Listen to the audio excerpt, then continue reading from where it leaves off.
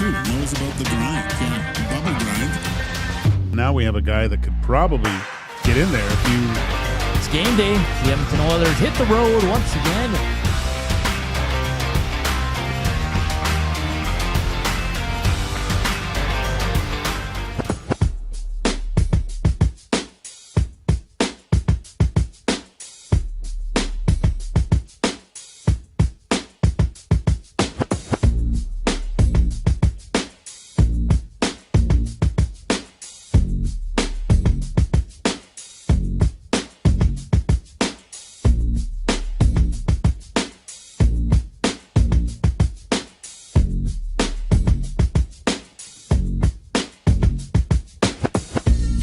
Good afternoon. Welcome to EST Afternoons right here at Edmonton Sports Talk, your clear choice for Edmonton sports, presented by Play Alberta. Matt Iwanyk filling in for Hernan Salas, who's back tomorrow. I had to double check to make sure I wasn't wrong in what he booked off. He did only book off the Monday and Tuesday, back for the Wednesday, to just be off Thursday, to come back just for the Friday.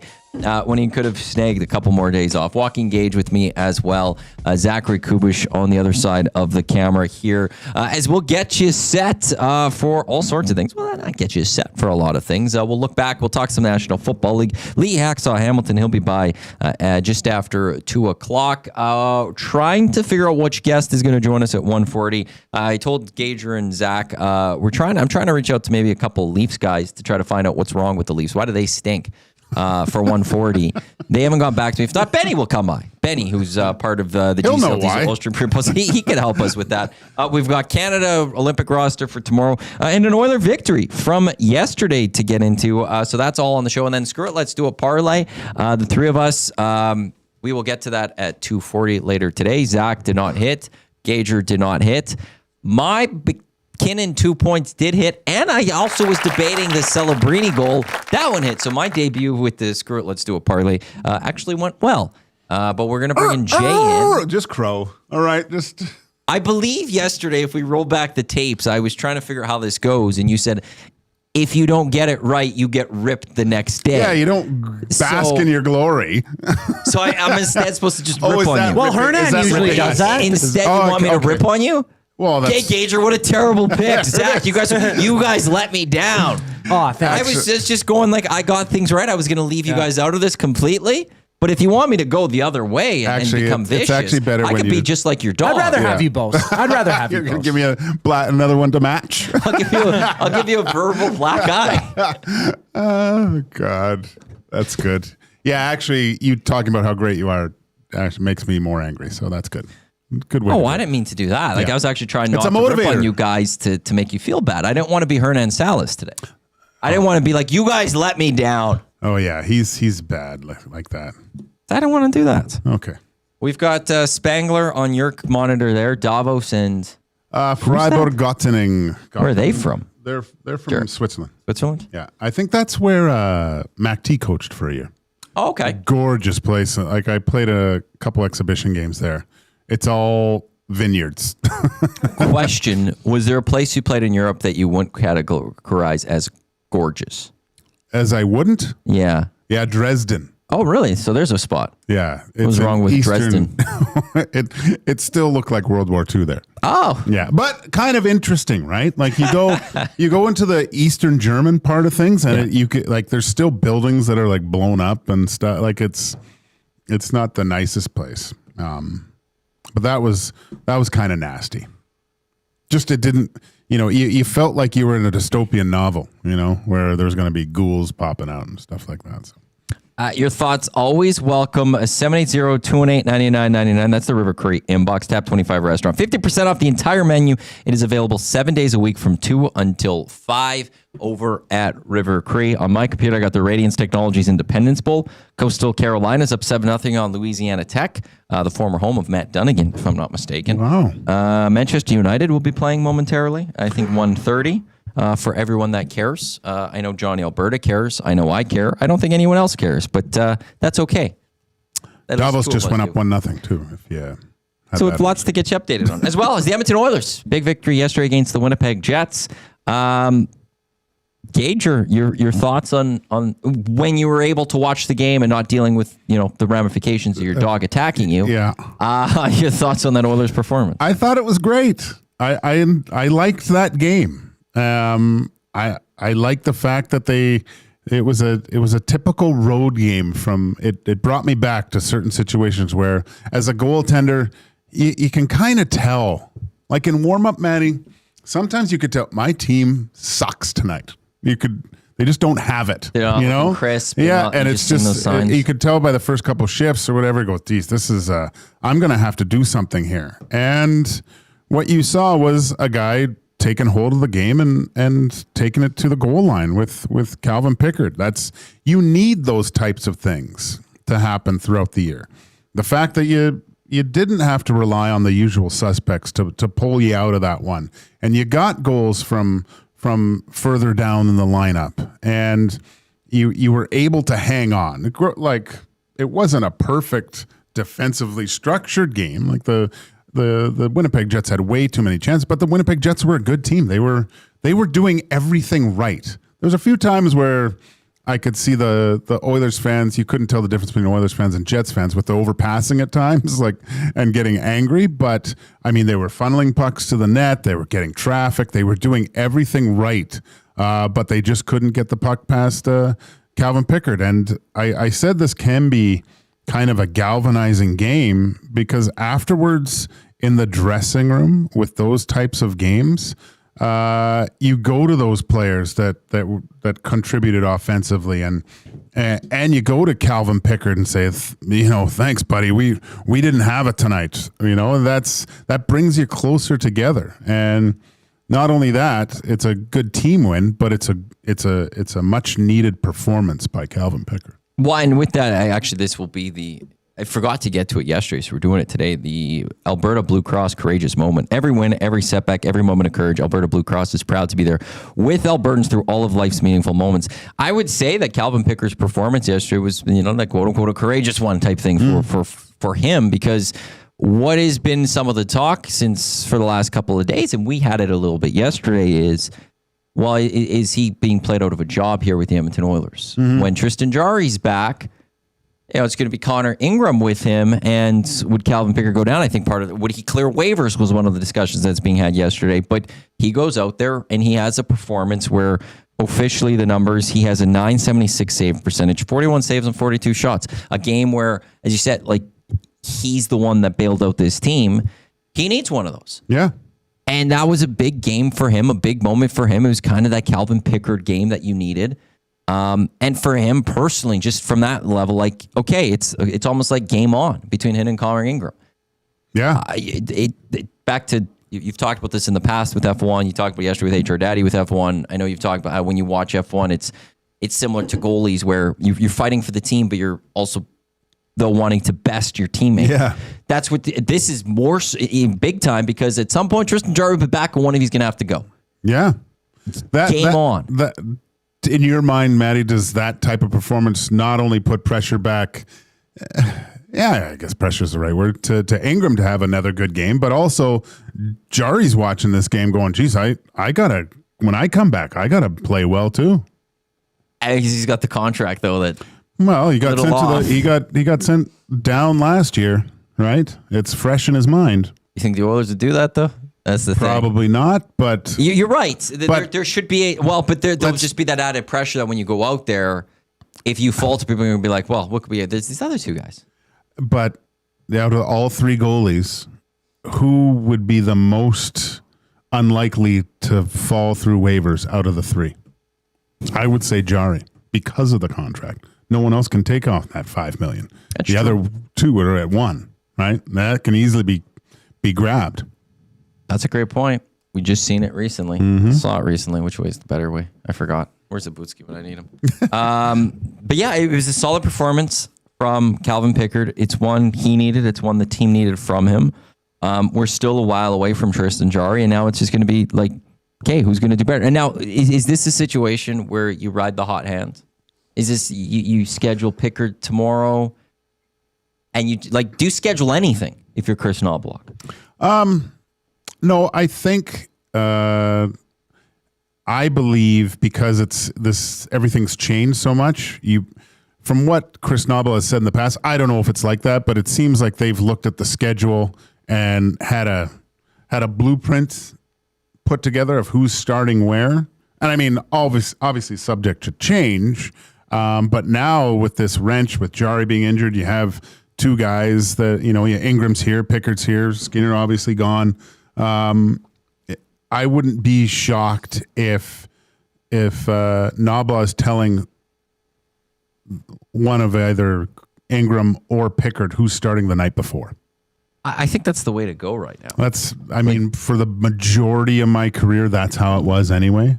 Even though I kind of knew if I was starting or if I wasn't, there was still that the coach would say, Gager, you're net tomorrow, right? Or whoever my partner was, you got the net, right? So you would find out night before, day before. And just when you look at the tomorrow, December 31st, I'm going to take this into February before the Olympic break. There's 2 games in February, but the majority of this obviously is in January. Very condensed schedule, but there's 3 obvious spots where you have to schedule. There's the 12th and the 13th, Chicago, Nashville, back-to-back on the road. There's the 17th in Vancouver, home on the 18th to the Blues. And then there's the 3rd, home to Toronto, 4th in Calgary, then it's Olympic break. You're not even in a situation here that if you ride one hot hand and they keep going, you have to be like, well, we got to get the other guy in at some point, because you have those moments halfway through January twice, and then at the beginning of February that if one guy actually really does get on a roll and you're sticking with them a lot, you don't even have to worry about, okay, well, we got this guy, get this other guy in because of the schedule. No, it's going to naturally just happen. So I would like to think that Chris Knoblauch, with where it is until Jari comes back, it's what did you do yesterday? That's what is going to decide who starts tomorrow. And there is a benefit to this right now with Jari on the IR, where it's been shown in the past, not all the time, but 3 capable NHL goaltenders is kind of what you need, right? I mentioned last year they had Rodrigue up for a portion of the playoffs, where I'm sure that's causing a lot of pause with the coaching staff. Where do I put in a guy with absolutely basically 0 NHL experience, let alone playoff experience, to play in the most important game of the year for us, right? So to have 3 guys with not only playing at the NHL, being NHL goaltenders, and having some confidence, that's a good thing to have. Brock does message in the River Cree inbox. We have to keep in mind that Ingram is here on an emergency loan. He could only play 10 games without being officially called up. But then they could officially call him up, and then, he's got to clear waivers. I know yesterday I saw a little on Twitter.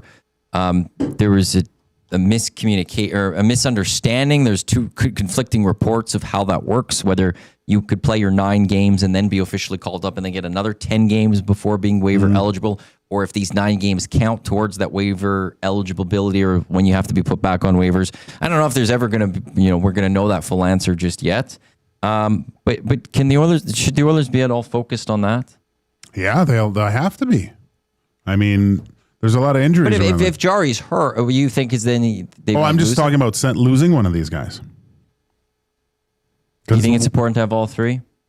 Because once Jari's back, you only need 1.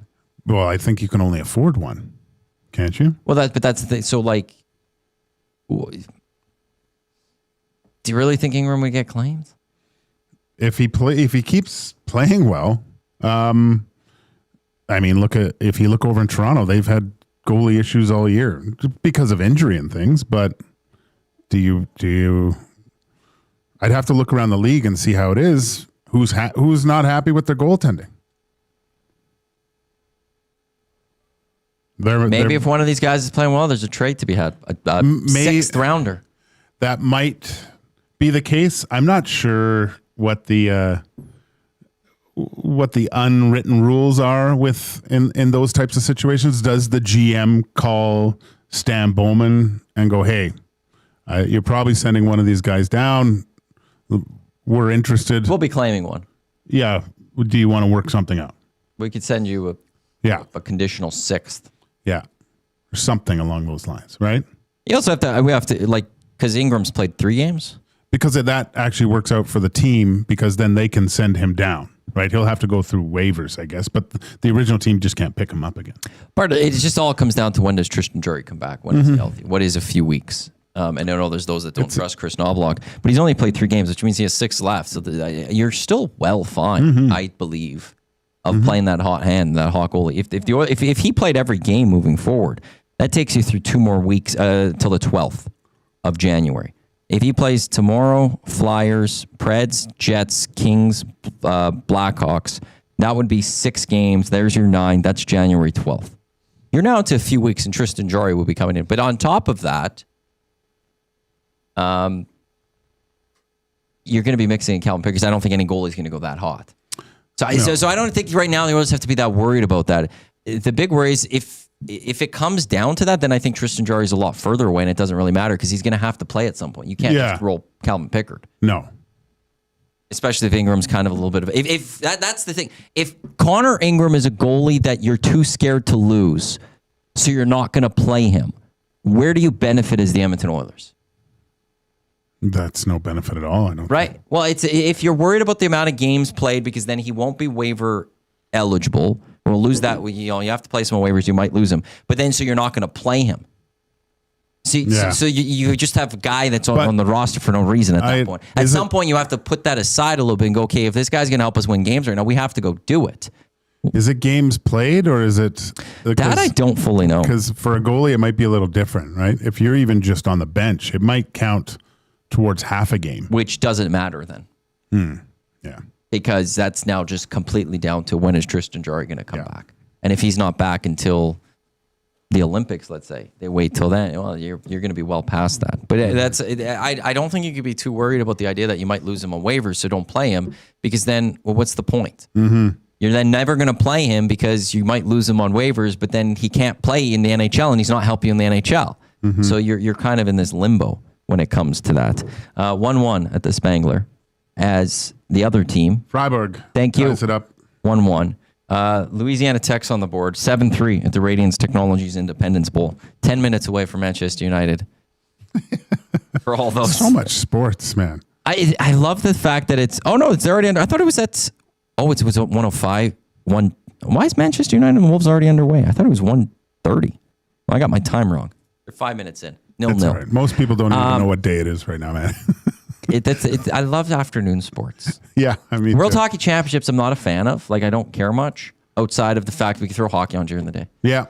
Spring training, baseball, it's great to have sports going on during the day. It's always lovely. And right now, there's a bunch of soccer going on.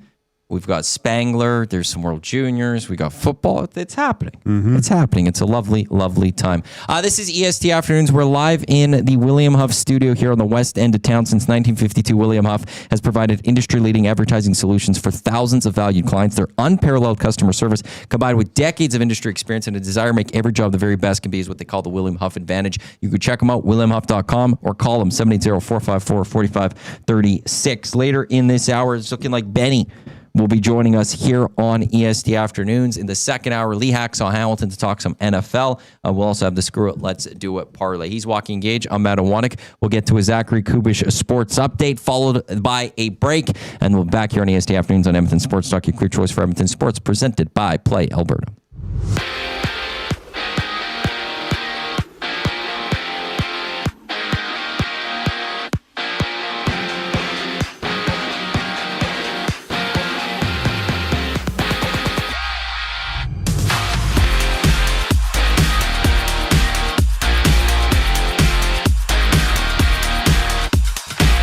Games in the NHL today. The Leafs will play without William Nylander, Dakota Joshua, and Chris Tanev against the Devils. Joshua is battling an upper body ailment, as captain Austin Matthews is a game-time decision for that one as well, with Nylander and Matthews both battling lower body injuries. Meanwhile, the Habs and Panthers match up. The Flyers and Canucks duke it out, while the Canes and Penguins drop the puck. And down the QE2, Devin Cooley has signed a 2-year extension with the Flames worth a total of $2.7 million. In World Juniors action, Switzerland leads Germany 4-0 just about midway through the second period before Latvia and Denmark face off at 2:30. In the NFL, the Cowboys have released Trayvon Diggs, the 27-year-old, will become a free agent if he passes through waivers. NBA news, Nikola Jokic will miss a month for the Nuggets after hyperextending his left knee last night against the Heat. He limped off the court at halftime and did not return to the game. 4 games in the association today. It's Philly and Memphis going at it. Boston and Utah tipping off, while Detroit and LA battle with the Lakers and Pistons going at it at 8:30. This sports update is brought to you by the Capital Care Foundation. Financial support deeply affects residents at Capital Care, whether it's a one-time donation or monthly contribution. Every penny counts. Find out how you can donate at capitalcarefoundation.net. More on EST Afternoons following the break. I'm Zachary Kubish, keeping you up to date. The Nielsen Show with Lieutenant Eric. Ladies and gentlemen, Bruce Boudreau. I think sometimes a lateral move is a really good move. It's like he's going there starting from scratch. He's not worried about, I went through waivers. This is all a slate clean. It's like going from one school to another school. No matter all the problems you had with the teachers back there, you can start fresh. And I think that's where he is. And I think that's where the lateral move is an upgrade. The Nielsen Show with Lieutenant Eric. Weekday mornings 6 to 9. Only on Edmonton Sports Talk. Your clear choice for Edmonton sports. Since 1952, William Huff has been the heartbeat of Edmonton's advertising world. From humble beginnings to a citywide powerhouse, we've been the go-to for signage from print to design and installation. Partnering with Edmonton's top sports franchises and major events, we've helped shape the city's global reputation. Our secret? Unmatched customer service, decades of experience, and a passion for excellence we call the William Huff Advantage. Visit us online at williamhuff.com. From our Sentinel Storage family to yours, wishing you and those you love a wonderful holiday season. A new year filled with an abundance of great health, much laughter, successes that make you smile and delight, and to be surrounded by people and places that make you the happiest. Looking for flooring? Paramount Flooring has it all. Sales, service, and expert installation. With options for every style and budget, open 7 days a week. We've got you covered. Quick delivery and in-stock deals. Plus, EST listeners get 10% off. Visit ParamountFlooring.ca today. New Year's Eve, join River Cree Resort and Casino for a spectacular show like no other.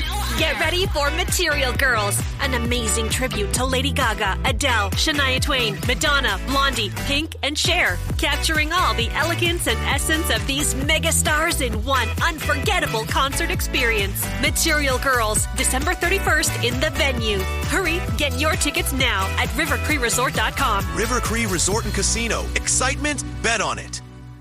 Where holiday cheer meets great beer. This season, celebrate at the Canadian Brewhouse. From plated dinners and festive buffets to casual pub-style parties, we've got the perfect space for your crew. Book your holiday party today at thecanadianbrewhouse.com.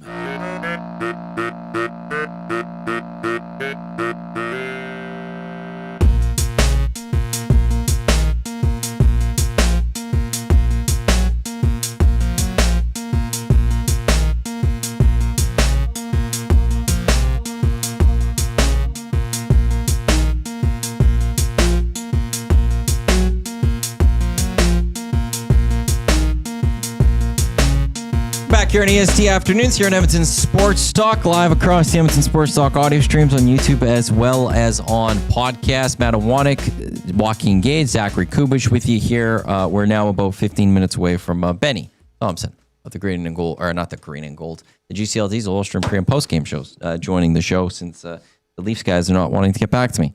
But I think for people, you're out here from Benny.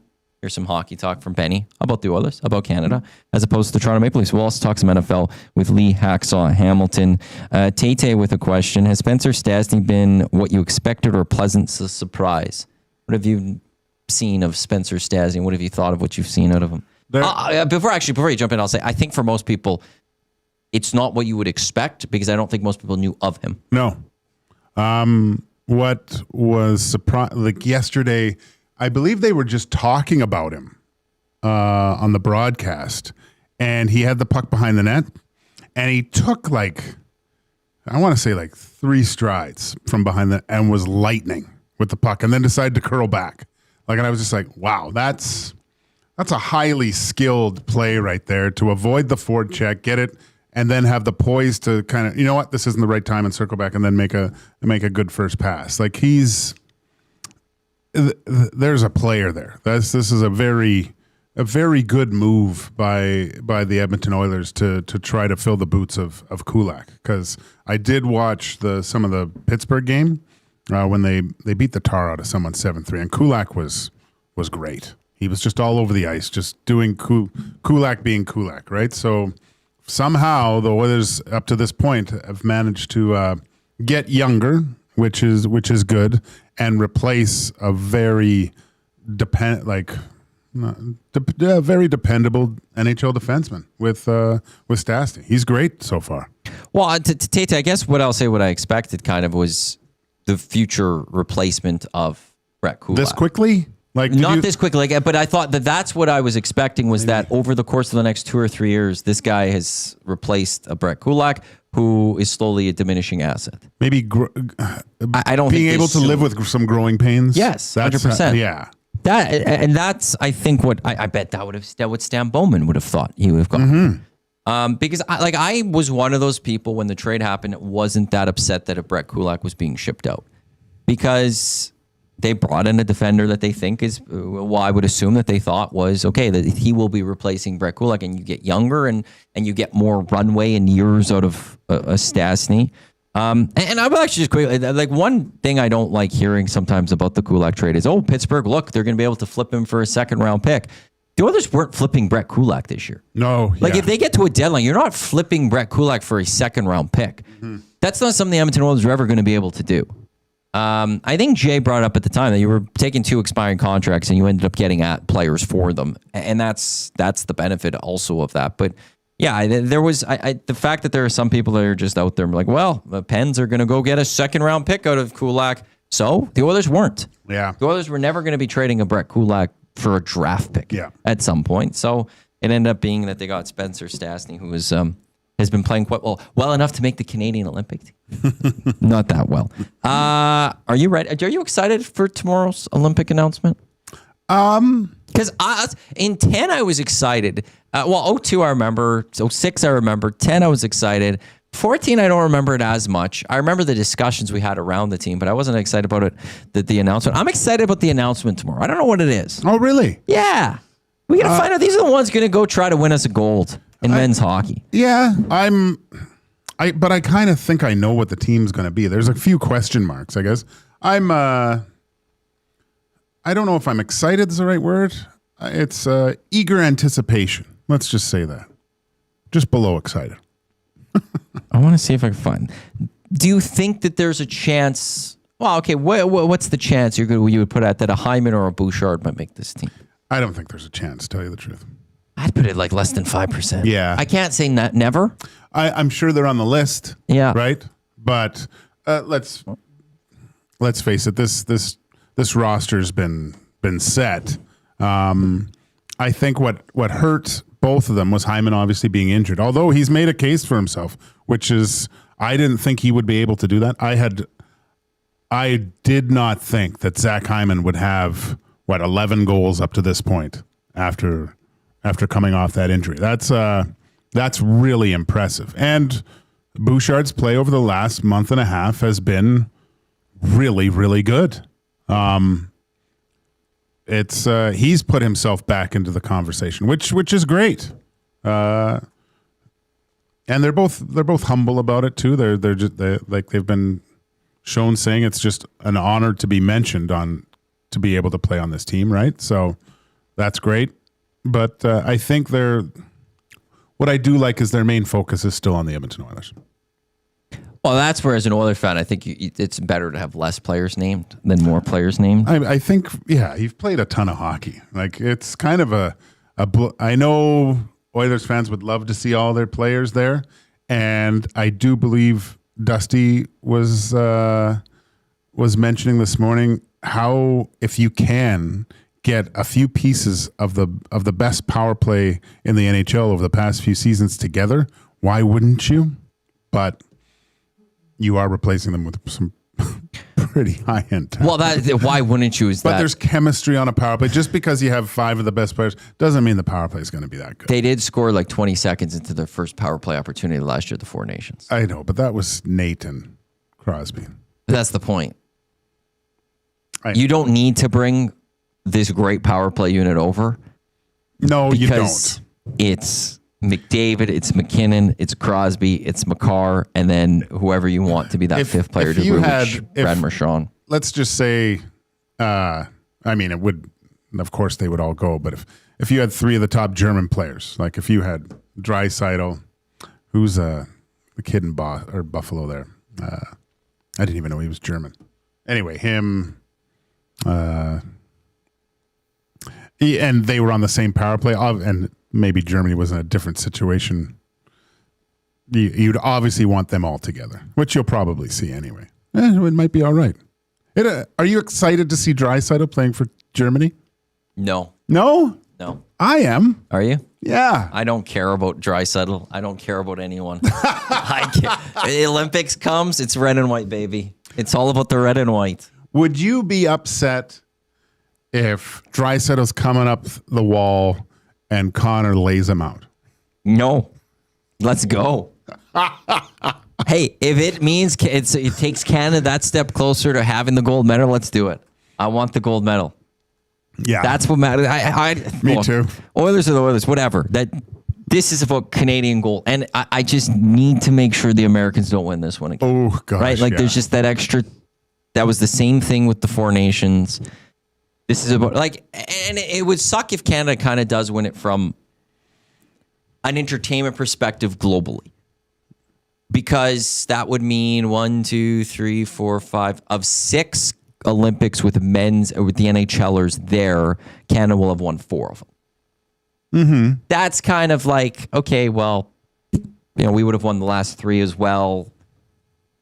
It takes away a little bit, that sense from a global appeal perspective. But at the same time, I don't give a damn about the global appeal right now. I give a damn about the Canadians winning an Olympic gold medal. I want the gold. I only want the gold. So if that means, you want to know, so I'll take the Gager, and I think I'll get in trouble for this one. You said Connor laying out a Leon. Okay. Give me Drew Doughty laying out Leon. Oh. I'm on Drew Doughty's side. I am too, man. He's got the maple leaf on. That's what matters. I want to see Doughty right in Leon's ear. Right?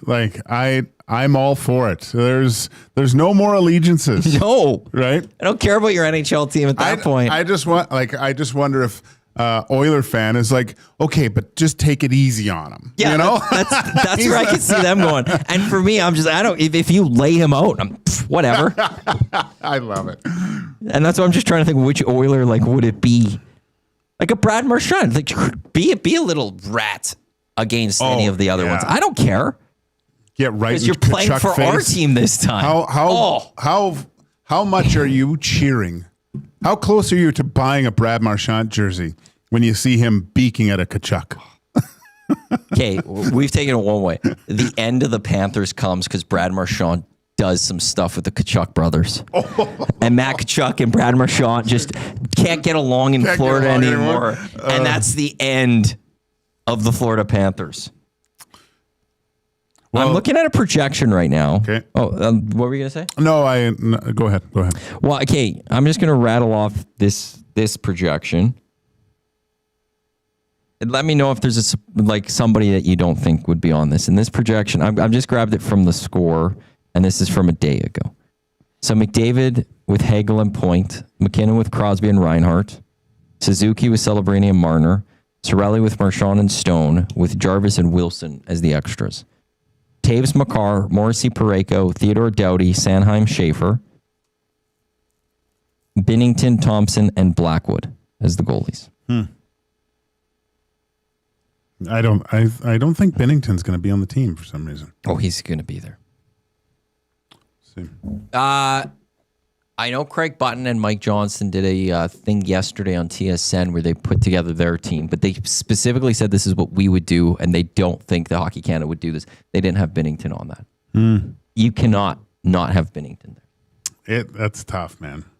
But why? Why not? He has terrible numbers this year. Don't give a damn about the NHL. It's not the NHL. It's not about what you're doing in the National Hockey League. It's about what you're going to do for Canada. And what I saw at the Four Nations was that this guy steps up. This guy, and he won the goal. He won us the Four Nations. He deserved that moment. It was, we all knew how great he was. It was, you get the opening of the Olympics. You there. Yeah. I don't care about his NHL numbers. So it's almost... He's not playing behind that team with the St. Louis Blues. There's been Hall of Famers start the Olympics and be replaced by other goaltenders in the past. You could almost say Patrick Waugh was replaced by Martin Brodeur. Martin Brodeur was replaced by Cujo. Cujo was replaced by Luongo. No, so Cujo started the 02 Olympics. Yeah, and then played Brodeur. bad. Brodeur took over. He got it. He got 06. He got 10, started bad. Luongo took over. Yeah. But the thing is, they kept coming back. But Luongo got the last game. Luongo took over 10. Yeah. And then Price got 14. And Price got, yeah. I'm sorry. You're now overthinking this if you're taking Binnington off this list in my mind. Yeah. So. Well, you wouldn't take Binnington? I probably wouldn't. I mean, by the time the Olympics start, it'll be a year since he's led Canada to the Four Nations. Sure. And so who are you starting? Anybody else almost? Stuart Skinner has better numbers than... Okay. And I know the team is better. Binnington has been in a Stanley Cup final and has won it, not lost it. And Binnington has been in a Four Nations final that was very high pressure, and he won it. There are other goaltenders. Skinner won the pressure game. Okay, which that's what other goalie are we going with that has proven in a high moment that he can go win it? Darcy Kemper. Darcy Kemper got lit up in the playoffs last year, but he won a cup. So he has won a cup with the. So you're going to go with the guy that won a cup many years ago, and I know before same with Binnington. But Binnington won Four Nations last year. So the championship is more recent. He's done it. I saw him play so. Kemper is a guy that has proven that he could play in a high pressure game and win, absolutely. But he also got lit up last year. And to me, the Kings are kind of that system team when it comes to him. But Binnington then stood on his head.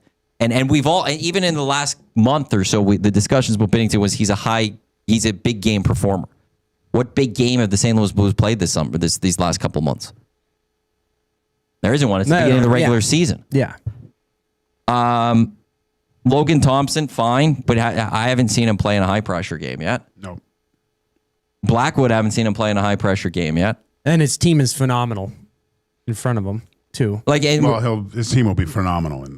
Right, but I mean, for NHL standards, like that team is on a torrid pace. It's a weird way to look at it. If you're looking at past performance or you're looking at recency bias, like Luke in Cowtown, he sent in a text in the River Cree inbox, 780-218-9999. He says, when we were talking more about Pickard, he goes, so the Oilers are really worried about losing the worst statistical goalie this year to waivers, but he also did what everyone's been clamoring for in that game. He won the Oilers a game and made the saves he had to. So that's there, right? You go, okay, you have a capable goaltender. With Binnington, although hasn't had a great season, you look at his track record, not unlike Pickard, where he's played well, and he's shown that he can do it when it matters most. I have a memory of that Game 7 against Boston, and it was Brad Marchand that had him dead to rights on a breakaway, and he took 3 goals away from the Boston Bruins that cost the Boston Bruins a cup that year.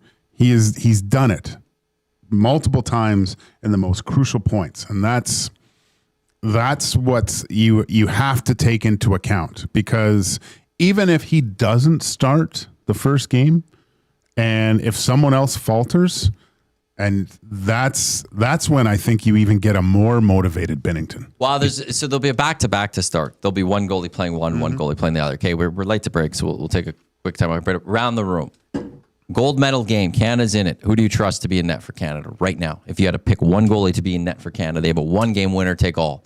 Who are you putting in net? JB. Marc-Andre Fleury. No, I'm kidding. No. Because it's shaping me for you. It's tough. I mean, yeah. Bye, Dusty. It's so difficult because there's nobody that stands out above the rest. But the argument that Binnington is that big game player and can make those saves, I still have a bad gut feeling about wanting to pick Binnington. Fine, but you have one game right now. Who are you going with if you're Doug Armstrong?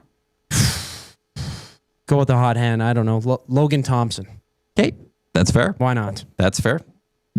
He's Joaquin Gage, Matty Iwanyk. He's Zach Kubish. Manchester United has just scored on the Wolves. I know you care about that 1-0, and I know that's not coming up in Zach's Sportscast, so I got to keep you updated on that. When we come back, Benny Thompson will join us from the GCL Diesel Ulster pre- and post-game shows. And then coming up at the top of the hour, we do got Lee Hacksaw Hamilton. This is Edmonton Sports Talk, your pure choice for Edmonton Sports, presented by Play Alberta. Here's Coop with a sports update.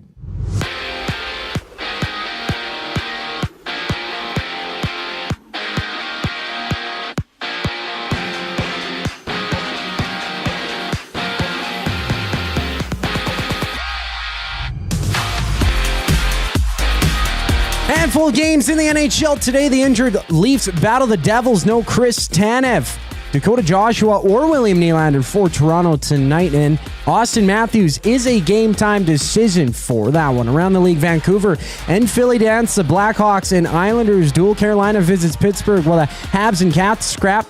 And from Calgary, it's the Flames inking Devin Cooley to a 2-year extension worth a total of $2.7 million. And at the World Juniors, there's one game underway right now. It's Germany trailing Switzerland 4-0 nearing the end of the second period. NFL news, Trayvon Diggs has been released by the Cowboys. He will become a free agent if he clears waivers. On the court, Denver's Nikola Jokic is out at least 4 weeks after hyperextending his knee in yesterday's game against Miami. He was injured near the end of the second quarter and did not return to finish the contest. Tonight, there's 4 games in the NBA. The Clippers and Kings tip off. The Celtics meet the Jazz while the 76ers and Grizzlies butt heads. This sports update is brought to you by Windsor Plywood Leduc, locally owned and operated, serving Leduc and surrounding areas since 1993. They're more than just plywood. They offer everything from doors and flooring to decking, fencing, and custom millwork. Windsor Plywood Leduc, they're the experts you need to know. Benny Thompson checks in next here on EST Afternoons. I'm Zachary Kubish, keeping you up to date. EST Hangout. The flag was done in sparkles. Excellent. Was the sidelines painted with the sprinkles too? Yep. That's a good touch. Like, they're leaning all in, and I respect that. The gold jacket given to the Pop-Tarts, and those are just cardboard because they're dead. Oh, they're dead. Well, they were toasted last year and sacrificed. Like how they're just throwing. The EST Hangout, presented by Sentinel Storage. Weekday mornings 9 to 11, only on Edmonton Sports Talk, your clear choice for Edmonton sports. Hockey is heating up, and so is the excitement on Play Alberta.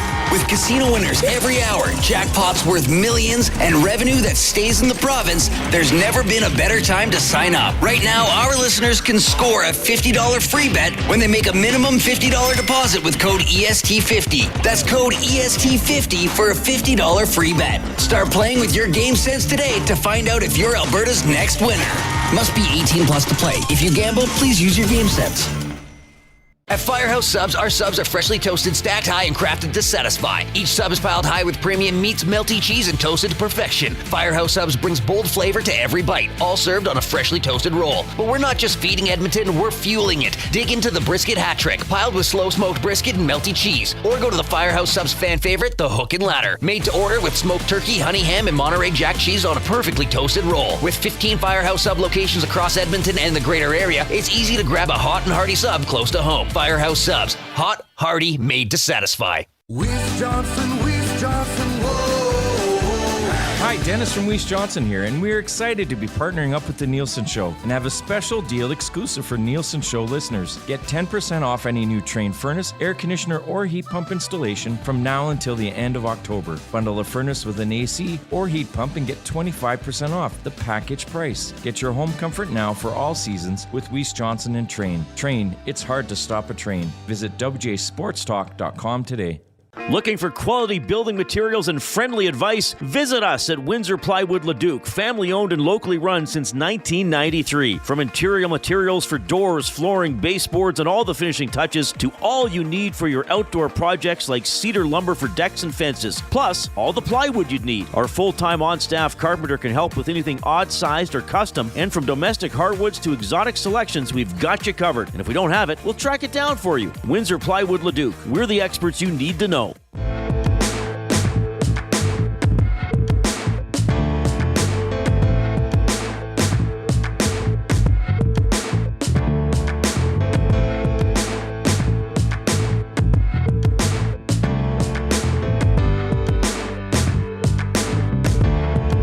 We're back here on EST Afternoons here on Edmonton Sports Talk, your clear choice for Edmonton Sports, presented by Play Alberta. Portions of this hour of EST Afternoons are brought to you by the Canadian Brew House. Taco Tuesdays leveled up at the Canadian Brew House all day. $3.49 new tacos and quesadillas. After 4, sip on $5.99 margs, $2 off Corona tankards, and tequila shots starting at just $5.99. Joaquin Gage, Matty Iwanyk with you here. Benny Thomson of the GCLT's Ulster Imperium post-game shows, as well as Hello Hockey's producer, is with us here right now.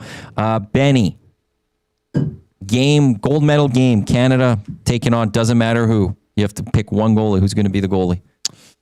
Oh, right. Okay, so I don't know how the tournament plays out. It's just how it... It's all of a sudden they canceled the Olympics and said we're just going to play one game, Canada-US. Ready for this? Gold medal game, one goalie you have to choose. Jordan Binnington. I'm doing it. That's what we both said too. Oh, really? Okay, well, yeah, that's Coop disagreed? Coop doesn't even think he should be on the team. To me... he didn't have...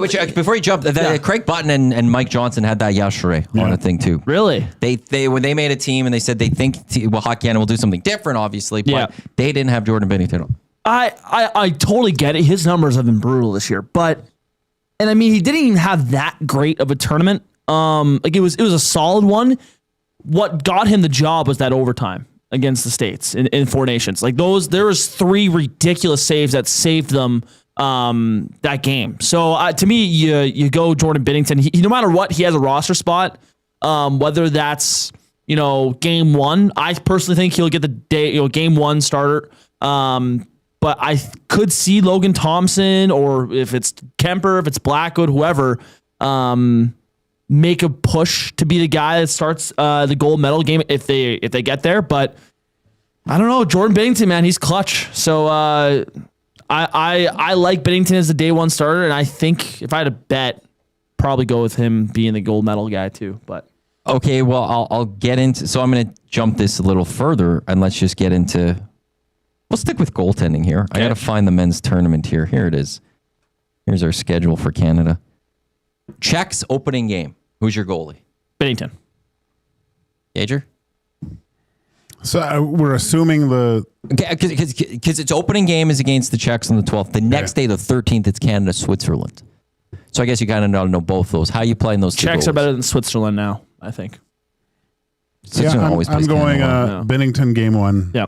Who gets game 2? Kemper's game 2. You think Kemper makes this team? Yeah. I go Thomson too. You have Thomson on this. Yeah. I was looking at your thing. You also have Blackwood on I have there. Blackwood. I could totally see Kemper being on that team, but I think they're going to have a little bit of favoritism to what's happening right now with Blackwood and the Colorado Avalanche. So, okay, so now here's where it gets interesting.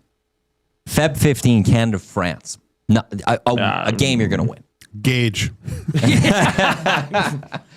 So that signal. That goalie is the goalie that is either going to lead Canada gold or not, likely. Because after that, you're in the knockouts. If your goalie plays bad, likely you're going to be knocked out. Mm-hmm. If a goalie plays well, obviously you're sticking with them. Are you going to see enough from Binnington against the Czechs that he won't get that game against France? You go ahead. You could, but this is the type of tournament it is. Like you can't have an off night or it's gone, right? There's too much at stake. And you got to go with the hot hand or it's an executive decision by the coach, because it kind of was with Cooper. Because how many people were asking for your Patrick Waugh there? Aiden Hill? Yeah, to play a game.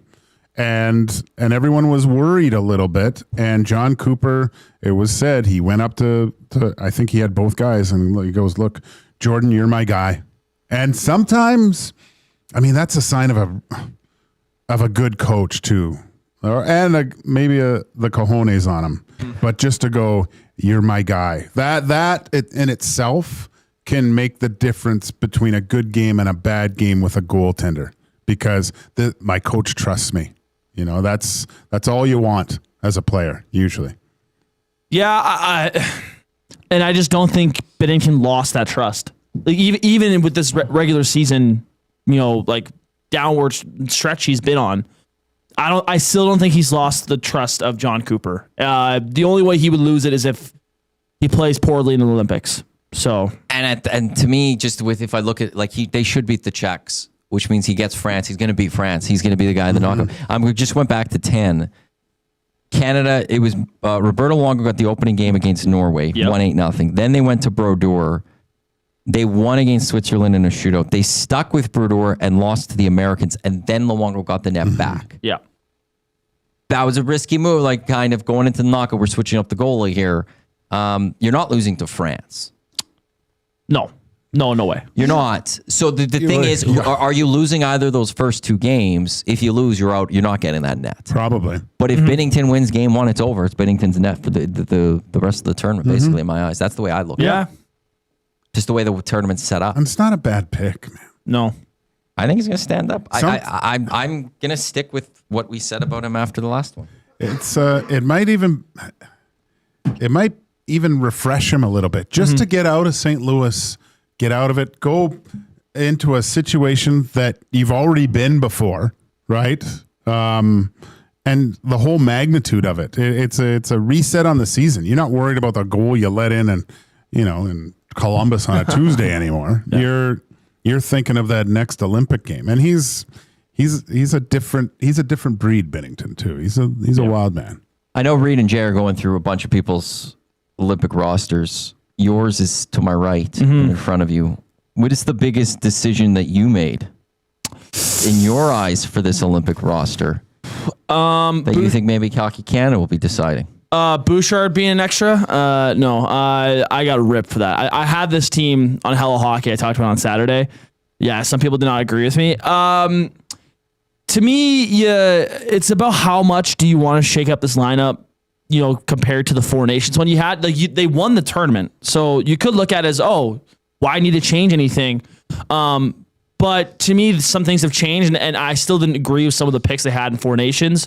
And I think there's guys that have played very well since then. I look at the two young kids, Celebrini, Bedard, are ridiculous. And I know Bedard's hurt right now, but I believe it looks like he'll be okay before the Olympics. And Celebrini's top 3 in scoring right now and is making a good case for the Hart right now. So to me, you have to have a Celebrini in there. And I personally just have Bedard because I think he's elite. And with the proper line mates, I think he could explode for the in the Olympics. But to me, that defense... They had guys like Harley and Sanheim and even Parayko, I think is a borderline guy.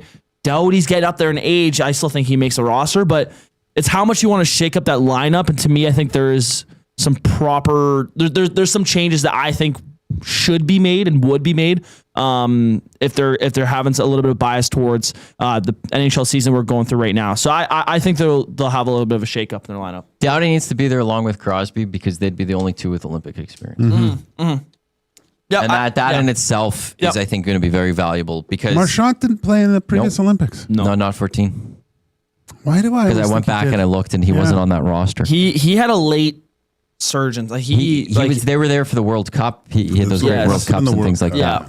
But and the thing is, the Olympics are different. You're in the athletes' village. There's a lot of other things that are happening, and to have a couple of guys that are like, "Hey, this is how things need to be run." That in itself is why I would have Doughty. Even if he's then my 7th or 8th, I want Doughty there just for that veteran leadership. Did you know he was late for the gold medal game in 2010? I just saw this thing online. He was late to the game. He was late to it, yeah. Because he said he usually went on the first bus, went to the second, and they left without him. And it's not just like normal going to a Canucks game. You can't just like walk over. You got to get through all the security and stuff. So he showed up late to that game and was amazing in it. Why would you have Bouchard on the team? Because he's on your list. He is. He's an extra. I don't think he'll play. But to me, when Bouchard is playing at his best, he's one of the best defensemen in the NHL. I'm not saying the best, but one of. And we've seen his play turn around quite a bit over the past couple months. I understand that his October was brutal, and the first half of November was brutal. But since I want to say the halfway mark of November on, it's been pretty solid hockey outside of a few gaffes here and there. I look at his track record of playing in big moments. Both playoff runs, he's been incredible, putting up numbers close to Bobby Orr. I'm not saying he's Bobby Orr, but he has numbers that put him in that conversation around Bobby Orr. That says something to me. I think if as long as he can be tame a little bit in his own end, if he does somehow get in there, I think he deserves to be on that roster. But I don't think he gets a full-time roster spot just because Cale Makar is just a better version of him and better in his own end. So if Makar gets hurt, I could see Bouchard sliding in. I don't think he'll get Makar minutes, but I could see him being a quarterback on the power play. But I just think his play's turned around, and with playing in top, big minutes in big games, I would have him in there as an extra personally. Benny, thank you for filling in late notice on the show. Really appreciate that. Always open. I'm Jamar not Chase. here always, so I can't. Jamar Chase, I'm always open. It's like 7-Eleven, baby. What's your team? I haven't chosen yet. Okay. I'm a free agent. I'm waiting for the offseason. Are you making a decision in the offseason, or are you waiting and you're just going to make a decision when it feels right? Make a decision when it feels right. Don't rush into an NFL team. Yeah. You're a free agent right now. You've dumped the Dolphins. I have. Don't make a decision. I was kind of liking the Packers there for a little bit, but then they kind of lost me. I don't know. We'll see. Oh, they started losing some football games? No. It was I watched them lose. Who did they lose to? No, they tied the Cowboys. Isn't your dad a Packers guy? Big Packers guy. Yeah. So he's been lobbying pretty hard for me to be a Packers fan. So I don't know. I might give into it. I might be different. I don't know. We'll see. Try and be a Raiders fan if they get that first overall pick. No. Why not? No. I just hear it's hell with the Raiders. Yeah, you got to go to Vegas though if you want to watch. That'd be pretty cool. One of my good buddies from school is a diehard Raiders fan, and he was like, "Don't ever become a Raiders fan. It's not worth it. Don't become a Giants or Jets fan I got either. to. Yep, those guys." Benny, thank you. Thanks for having me. Thanks for being here. He's Benny Thompson. Hello Hockey. Diesel Ulster pre and post game shows. They have it at 1 tomorrow, 6:30 for the pregame show. He's Joaquin Gage, Matty Iwanyk alongside Zachary Kubish. We'll take a short time out. On the other side, we'll have a Zachary Kubish sports update. Then Lee Hacksaw Hamilton, one of our favorites. He'll be by to talk some National Football League here on EST Afternoons, right here on Edmonton Sports Talk. Your clear choice for Edmonton Sports. And then Wolves scored, of course. 1-1. Jeez. Take it away, Zach. The Reed Wilkins Show with Jay Milne. The Oilers' bottom six is not good. To even simplify it further, they don't have a third line. They probably have two fourth lines. Like if either line that's listed as a third line tonight, if you said, well, that was the fourth line, you think, okay, well, that's okay. Maybe that's what they're trying to do, is have him drive that line. I don't think Roslovic's that type of a player, though. I think he needs someone else to go get the puck for him. The Reed Wilkins Show with Jay Milne, weekday afternoon, 3 to 6, only on Edmonton Sports Talk. Your clear choice for Edmonton sports. Running your own small business takes courage, and as it grows, so does your team. That's why Alberta Blue Cross offers health, dental, life, disability, and wellness benefits designed for small businesses, because we know a healthy team means a thriving business. Join over 5,000 Alberta businesses who have chosen us to help their business grow and succeed. Alberta Blue Cross takes care of you and your employees, so you can take care of your business. Visit ab.bluecross.ca to find a plan that's right for you. When gambling, set a budget before you play. Stay informed and visit GameSenseAB.ca to learn how. Remember, if you gamble, use your game sense. You've heard the name, but what does it mean? For over 66 years, William Huff Advertising has supplied signage from screen printing to digital to LED with design, production, and install in-house. It's a one-stop shop for all your signage needs. Edmonton owned and operated, William Huff has been trusted by the biggest companies and teams in the City of Champions and many others across the country to do the job. If you're looking for a way to get the word out about your company or event, they are the answer. Go to www.williamhuff.com. Their results speak for themselves. Skip the couch and hit the Canadian Brewhouse. Your home for every puck drop, every goal, and every cheer. With ice-cold drinks, massive screens, and the best fans in town. This hockey season, our house is your arena. The Lock Shop. If they don't get on a significant run and put a string of wins together and get on the right side of 500 and get closer to that spot in the next 3 weeks or so, I mean, basically going into the Olympic break, this team and the organization might have to completely pivot from what has been the plan all along. And then you're talking about selling some pieces or getting some other assets. The Lock Shop, weekday mornings at 11, only on Edmonton Sports Talk, your clear choice for Edmonton sports.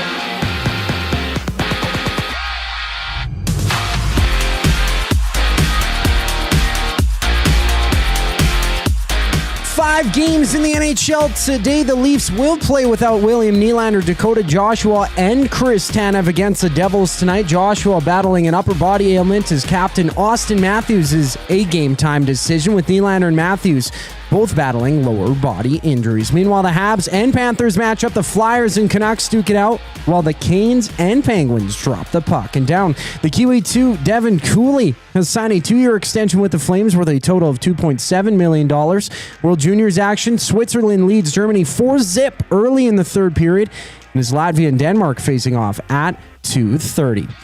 In the NFL, the Cowboys have released Trayvon Diggs. The 27-year-old will become a free agent if he passes through waivers. NBA news, Nikola Jokic will miss a month after hyperextending his left knee last night against the Heat, limping off the court at halftime. He did not return to the game. In today's schedule, there's 4 games on the docket. Lakers and Pistons throw down at 8:30. I'm Zachary Kubish. That was your sports update. Hour 2 of EST Afternoon starts right now.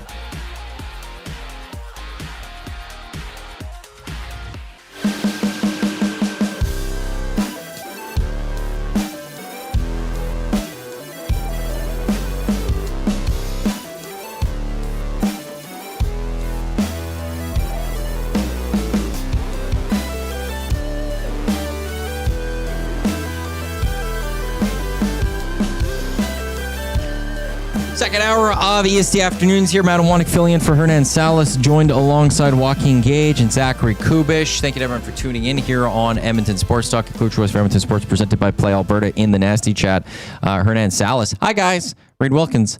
Hello, Hernan. So very kind to them. Hi, Hernan. We're looking forward to seeing you here tomorrow as you will take back the hosting chair. Coming up at 2:40, we will have the Screw It. Let's do a parlay. A fourth person coming in as we'll bring Jay Millen on as we'll do a 4-way parlay for that one. But we're going to head to the video hotline, which is brought to you by Oil Country Towing, Edmonton's most trusted 24/7 roadside rescue team. Fast, safe, reliable for over 15 years, whether it's game day or a snowstorm. They work as hard as your favorite team to get you going. Call 780-986-6088 for all your towing needs. And one of the best that does it in covering the National Football League and other things, Lee Hacksaw Hamilton joins us. You can check him out, leehacksawhamilton.com, or check out his YouTube as well at Lee Hacksaw Hamilton Sports. Lee, appreciate the time. Hope you had a wonderful Christmas. Let's start by looking ahead to the National Football League. We got a couple big showdowns coming up this weekend, including first place in the NFC up for grabs as you got the Seahawks in San Francisco taking on the 49ers, who, you know, with the win for the 49ers, won't have to leave home the rest of the season, even if they go all the way to the Super Bowl. Yeah, happy holidays, guys, to the Great White North. Big weekend, no doubt about it.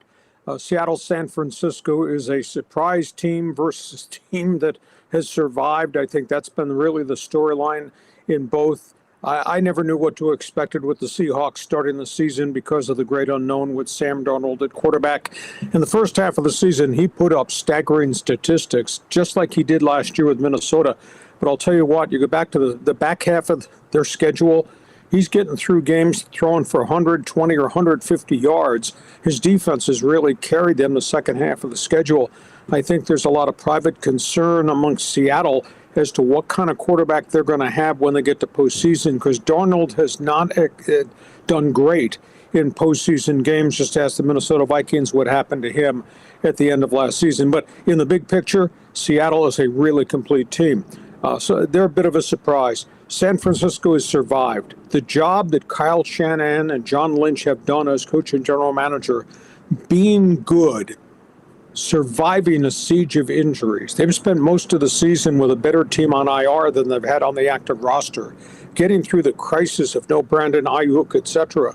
It's just amazing. And they're sitting here with a chance to host all the NFC playoff games to the Super Bowl, which, by the way, is going to be held in their stadium. And they did it with two different quarterbacks, two different style quarterbacks, and that was all injury related because Brock Purdy was not ready to start the season. And the mileage they got out of Mac Jones, who failed in New England and failed in Tampa, is just remarkable. So Shanahan's fingerprints, guys, are on everything successful. And John Lynch's player acquisitions through the draft and street free agent rentals, just tremendously successful. San Francisco, to me, is one of the stunning teams on the season. So this is for all the marbles. Nobody would have ever expected Seattle to be at this point.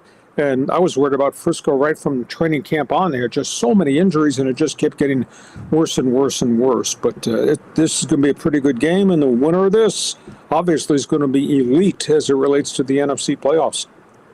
Lee, we got the two other games, Denver and the Chargers, but Ravens Steelers, that one just having so many playoff implications. The Ravens, aside from my partner here, kind of predicting that they would have a horrible season. I didn't think so, but obviously it wasn't a great season by any account. What happens in this game? Well, Harbaugh has done a phenomenal job fixing this, rallying this, gluing this together. They had the wretched start. A lot of that was triggered by bad injuries. I mean, their defense was not their defense. Then Lamar Jackson, the second half of the season, had 2 to 3 different injuries. Derrick Henry was in action, in and out of the doghouse, and then back in action again, and have not had the wide receiver contributions they normally had gotten in recent seasons. So Baltimore has had a real strong surge here the second half of the season. A lot of people have forgotten.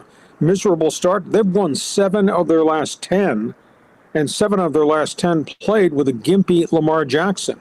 Now, Lamar's not doing statistically what he has done over the course of his career, because I think he and they have intentionally cut down on him moving the pocket and stopped him from running. So he's become more of a one-dimension quarterback. The Derrick Henry situation, to me, is really weird. That's a power back who suddenly developed a case of fumbleitis early in the season, now late in the season. They need him to be vintage Derrick Henry to be good. From the Pittsburgh standpoint, I think Aaron Rodgers is as good a year as a 40-plus-year-old quarterback can have. I still think that Pittsburgh is a pedestrian offense. I don't think it's a firepower team. T.J. Watt obviously has got this lung injury, and I don't even know if he can play this weekend and what his status would be. And in the bigger picture of all things on the big calendar, Baltimore and Pittsburgh are playing to see who's going to win the division, who will be the first one to get eliminated in the playoffs, because I don't think either one is close to being what they used to be. So that's just my summary judgment from south of the border.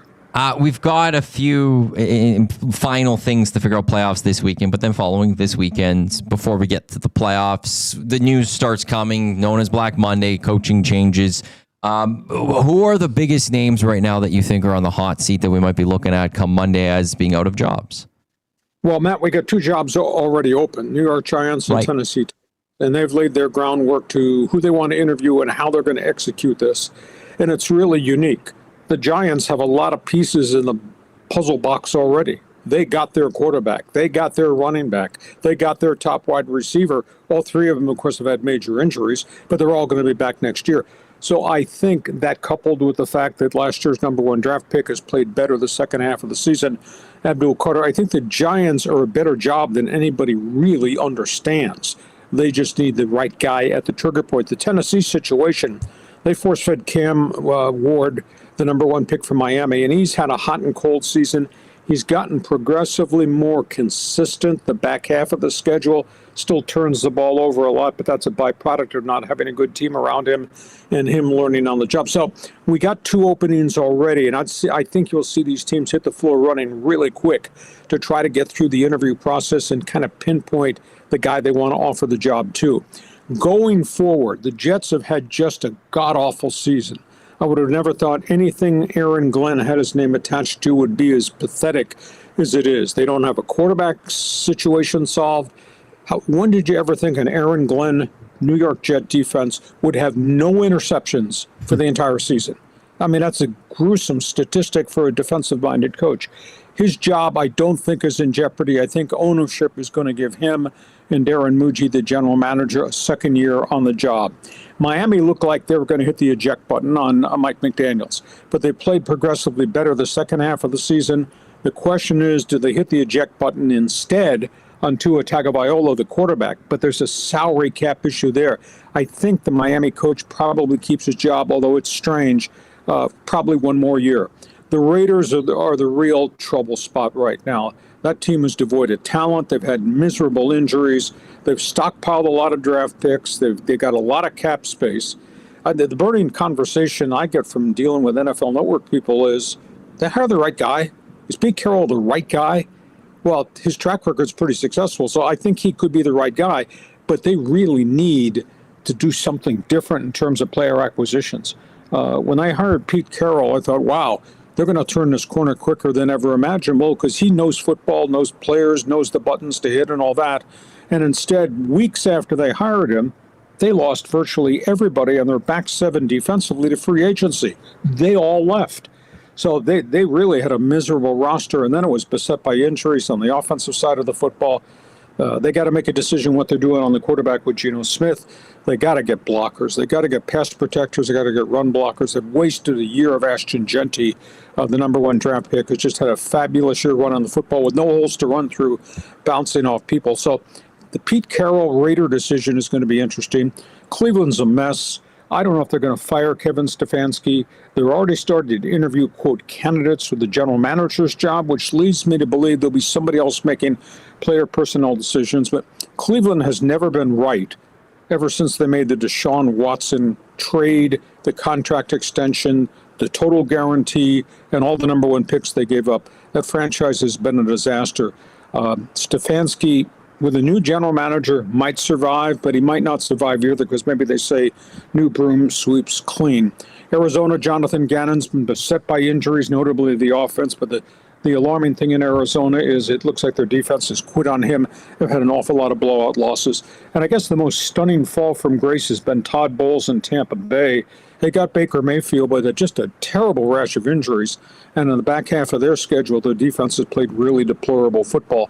So we've got two openings already, Giants, Tennessee, and we have, well, I just rattled off 6 potential more openings that could come when we arrive at Black Monday. I don't know that all 6 of those teams that I just ran through on the laundry list are going to fire everybody, but there may be a couple more coaching vacancies open up by the time Monday and Tuesday come.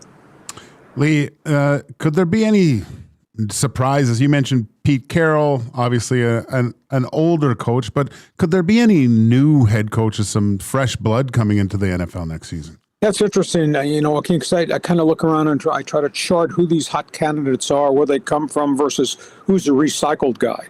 You might say Pete Carroll's a recycled guy, but the guy had a fair amount of success when he bounced into USC, when he did up in Seattle, etc. I'm just shocked at just this Raider thing unraveling. I'll be intrigued to see if Tom Brady has more input into how they come to the decision they're going to come to with the Raiders. Here's a stat. I just want you to write this number down. Okay. Since 2002, the Raiders' composite record as of this hour is 130 and 240. That's their composite record since 2002. And at the end of the day, as I've said on my talk shows down here, on my podcast down here, on my TV packages down here, Mark Davis, you're not your father, Al Davis. I swear to you, Al Davis had come out of the grave and fire Mark Davis as an owner. It's just a terribly run franchise, and they are so deficient in player personnel. Who's out there to hire? Most interesting veteran name. You might call him recycled. I still think he's had a great career. Mike McCarthy, ex-Green Bay, Dallas head coach. I think he wants to coach again. Of the veteran guys who've been there, done that, I still think he has more good coaching left there. Hot candidates. Brian Flores has done a great job as a defensive coordinator, a whole bunch of different stops. Had the one shot, one kick at the can in Miami, didn't go very well. He's getting a lot of play, but it may be as a defensive coordinator, if not in Minnesota and Dallas. As I said, there's not that many head coaching jobs open at this hour, but there may be more. Jesse Minter, the defensive coordinator of the Chargers, former defensive coordinator of Michigan, really seems to be a hot candidate. Matt Nagy turned down a contract extension offer in Kansas City to stay as coordinator under Andy Reid. He's going to interview for a bunch of different places. Might wind up in Tennessee because he's a quarterback guru, and they got Cam Ward, who needs a director and a choreographer of his career. And another name that's out there, although I don't know how many people would ever touch him because he's kind of toxic. John Gruden wants to coach again, but I don't know, just based on the lawsuit against the league and the character questions of John Gruden, whether or not he's going to get another kick at the can. The hottest name that I thought was going to interview took his name out yesterday. Marcus Freeman from Notre Dame has elected to stay with the Fighting Irish, got a contract extension and an upgrade, despite all the uproar about Notre Dame getting stumped from the playoffs and the controversy of who screwed who. He's decided to stay. I thought Freeman was going to be a hot candidate to go to probably Tennessee or to the Giants. He's out. And Belichick, he's available if he wants to exit North Carolina, but we're pretty late in the recruiting game now. Didn't have a good season there. And a lot of people now have the opinion, Belichick did a great job in New England, but Belichick did not do a great job at the end. And look at the lousy job he did at North Carolina. So maybe nobody's going to go there because Belichick is such a power-hungry guy that has to control everything. And what he's controlled more recently hasn't been very good. So interesting names. McCarthy, to me, is probably going to resurface. And then one of these younger guy coordinators, I think, are going to bounce into a job too. One final one for you, Lee. We're with Lee Hacksaw Hamilton, LeeHacksawHamilton.com, his website, and again, his YouTube at Lee Hacksaw Hamilton Sports. Chiefs, Lions, two teams that Super Bowl favorites coming into the season, but we're going to be missing the playoffs. Are we seeing the ends of kind of an era for those two teams there? You know, it's really interesting here stateside. There really is an anti-Kansas City Chiefs sentiment, and I think that's really unfair. Let's give them credit for a decade of dominance and what they did. This league is so hard to keep a franchise together by virtue of injuries more than anything, then free agency, then aging and what happens to your quarterbacks. And at Kansas City, five Super Bowls in 10 years under Andy Reid? I mean, that's AKA dynasty. There's a lot of people piling on saying, I'm glad that was, well, don't be glad the era is over. You know, be respectful of what they accomplished over such a long period of time. Detroit has had this window, but as I've said multiple times on talk shows, your window to do this is really small because injuries change the face of your team. And what Detroit was 2 years ago and dominant and exciting and what Dan Campbell would spring on everybody is not the same Detroit now because they got problems on the offensive front and they have problems in the defensive front. Suddenly, now they got a quarterback that's turning the ball over at an alarming rate, but it's all a byproduct of everything around the quarterback, Jared Goff. They've had a nice run, but they didn't get there. Now, can they bounce back? Yeah, because they still have an awful lot of youth. But they got to find a way to keep their top offensive linemen on the field and not have any more defensive linemen ravaged, because I think that's what's happened to them in the year and a half. I'm not going to say their era is over, but you know they need a little bit of good luck here going along the road. Lee, always great stuff. Really appreciate it. Happy New Year to you, and I'm sure Hearn and Gager might catch up with you at some point during the playoffs. My pleasure. We'll look forward to talking and marching through January into the Super Bowl. Thanks, gentlemen. See ya, Lee. There's Lee Hacksaw Hamilton again. Check out his website, LeeHacksawHamilton.com. He's always putting stuff up there. Or go check out his YouTube channel at Lee Hacksaw Hamilton Sports. So much NFL to get to. We didn't get all that Raiders stat. I just quickly did the math. 130 and 240. It's 110 games under 500. So they're on almost as many games under 500 as they have wins. It's a 35% win percentage. Wow. For the Vegas Raiders. Since 2002, they win about 35% of their games. Yeah, I hope Benny definitely doesn't take that one. That would just be disastrous. What are you going to say there, Zach? Well, I mean, you don't know what'll happen in the next 20 years. You could ride it out. They're due. Just ask Hernan. They got to be due at some point. Since that, so 03, 04, 05. So they have 1, 2, 3, 4, 5, 6, 7, 8, 9, 10, 11, 12. They had a 13-year playoff drought, made the playoffs, missed for 4, made the playoffs, and now we're going to miss for 3. Going to be 4 straight right away. So that's basically like the Sabres of the NFL. Isn't there going to be a movie about the Raiders? Is there? Yeah. I think there's one on John Madden coming out, and he was. But the I think is it what's his name? Cage. Nick Cage. Nick Cage is playing the Raiders owner. That's right. Cage, And, Al Davis movie. Oh, so that's in the Madden movie. Yeah. So Shane it's- Gillis is in that movie too. Yes. So Nick Cage is John Madden. Oh, he's John Madden. Christian Bale is Al Davis. Is Al Davis. Oh, yeah. That's going to be fascinating. That comes out November of next year. Yeah. Something to put on the calendar. So it depicts the life of John Madden and his involvement in the development of the game series. So it's focusing more on the game series and stuff, of how he started that. I was a huge Raiders fan when I was younger. When Oakland Raiders. Yeah. But Jim Plunkett. Yeah. What was his name? The guy that wore the stickum. Lester Hayes. He was covered in stickum. I even used it in when I played football in high school. Yeah. It was so sticky, but you could catch anything. That's why I got banned. That's why I got banned. He's Joaquin Gage. I'm Matt Iwanyk. That was Lee Hacksaw Hamilton, by the way, on the Oil Country Towing Hotline. Later in this hour, we'll do the Screw It, Let's Do It parlay. Jay Milne's going to join us. And then we have, as I said yesterday, a little quote-unquote open line time coming up next, which just means you could text the 780-218-9999, or you can jump into the River Cree inbox. Well, that is the River Cree inbox. The nasty chat is where you can jump into, or the River Cree inbox is 780-218-9999. Happy hours, 525 drinks. That is available Sunday to Thursdays from 9 a.m. till 7 p.m. over at River Cree. Late to a break, late to a Zachary Cooper sports update, but he's Joaquin Gage. I'm Matt Iwanyk. This is EST Afternoons on Edmonton Sports Talk, your clear choice for Edmonton Sports, presented by Play Alberta.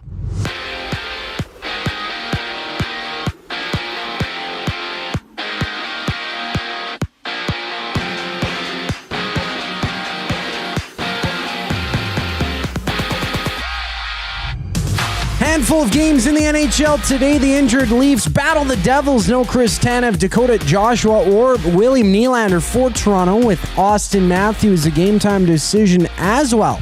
And around the league, it's Vancouver and Philly dancing as the Habs and Cats scrap. From Calgary, it's the Flames, who vinked Devin Cooley to a 2-year extension worth a total of $2.7 million. WHL action, the Royal Kings play their final game of 2025, battling the Hurricanes on the road at 7. And after that, they're back in action New Year's Day. At the World Juniors, there's one game underway right now. Germany and Switzerland battling just over midway through the final frame. Switzerland holds a 4-0 lead. NFL news, Trayvon Diggs has been released by the Cowboys and will become a free agent if he clears through waivers. On the court, Denver's Nikola Jokic is out at least 4 weeks after hyperextending his knee in yesterday's game against Miami. He was injured near the end of the second quarter and did not return to finish the contest. 4 games in the association today. It's the Clippers and Kings tipping off while the Celtics and Jazz meet.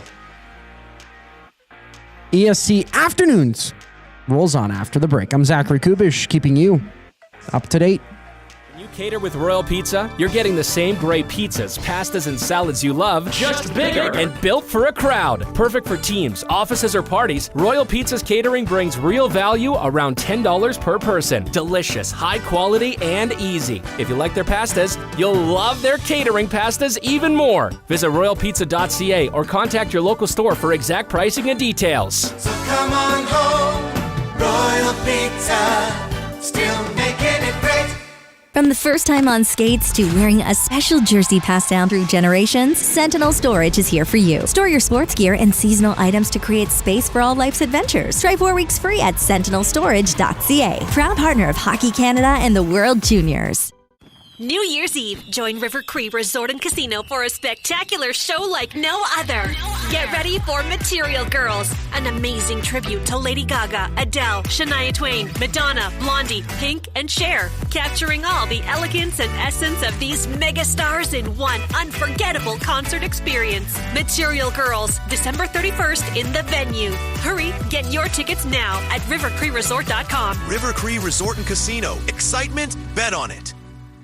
Running your own small business takes courage, and as it grows, so does your team. That's why Alberta Blue Cross offers health, dental, life, disability, and wellness benefits designed for small businesses, because we know a healthy team means a thriving business. Join over 5,000 Alberta businesses who have chosen us to help their business grow and succeed. Alberta Blue Cross takes care of you and your employees, so you can take care of your business. Visit ab.bluecross.ca to find a plan that's right for you.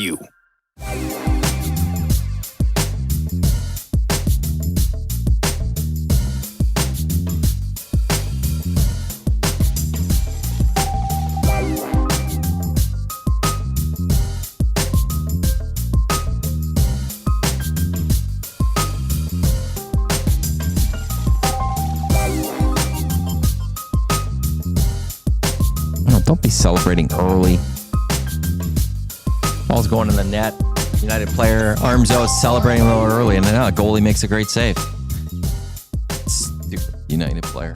It's the EST Afternoons. Matty Iwanyk, Joaquin Gage through the air, alongside Zachary Kubish.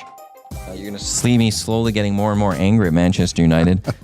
1-1 against the Wolves in the 57th minute, and the Wolves have not won a game in 2025-26 campaign yet. Nice. This is great. And they're only 1-1, and they're home. Was it 2-1 Davos? 2-1 Davos. 5 minutes left. Semis. I believe Sparta Prague crowd is already in. Yeah, it's every game sold out. Sparta's the Czech team. Well, they took out Canada yesterday. Yeah, that's what happened. We're about 15 minutes away from Jay Milne joining us as we'll do with the Screw It, Let's Do It parlay. Looking to hit today. We didn't hit yesterday. Nathan McKinnon's 2-point did hit. Leon Draisaitl's anytime goal did not hit. And Quinn Hughes' point did not hit. We won't say who was who. We just won't do that because I won't do that and call out everyone and myself. And either way, I'm calling out one person. Even if I was wrong, I'm calling someone out. So I don't want to do that. I don't want to do that to anyone. So we'll see if we could jump on board. And I'm bringing Jane because I don't know if you saw his hit that hit on Play Alberta yesterday. He had over a plus 720 or something like that.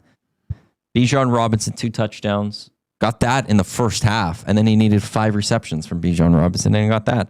We're live in the William Huff studio. Since 1952, William Huff has provided industry-leading advertising solutions for thousands of valued clients. Their unparalleled customer service, combined with decades of industry experience and a desire to make every job the very best it can be, is what they call the William Huff Advantage. Visit their website, williamhuff.com. Give them a shout, 780-454-4536.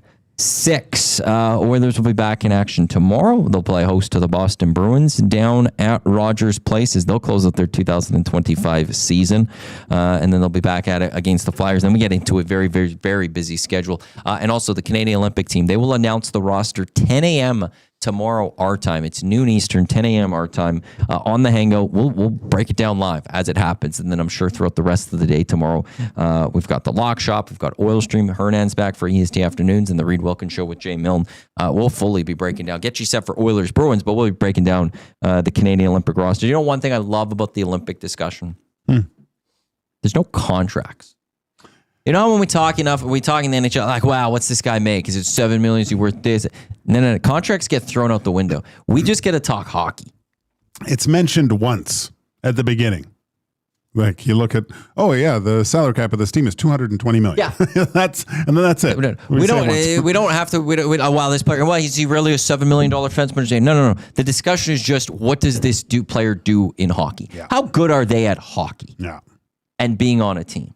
So I'm very much excited about tomorrow. I'm very much excited about that. And also, I'm just a huge Jon Cooper fan. He's great, isn't he? Hernan booked him for me back at 1260 as a guest, and he was awesome. It was I listened the same to that day interview. As Canada women's won the gold medal at the Olympics, soccer team. And it was this great conversation. I'm obsessed with Jon Cooper. Went to the same high school, him and I. He's a lawyer, too? Like, there's one guy, like I would love for the Edmonton Oilers to have always gone as a head coach. It was always Jon Cooper. Does he coach in Tampa the rest of his career? How old is Jon Cooper? Jon Cooper's 58.